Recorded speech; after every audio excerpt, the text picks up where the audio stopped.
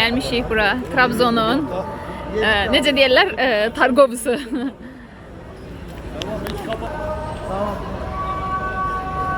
Hal-hazırda azan səslənir. Burada geçen maraqlı.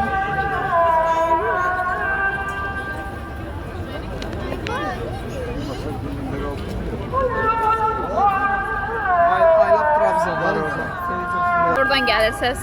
Orada desən orada.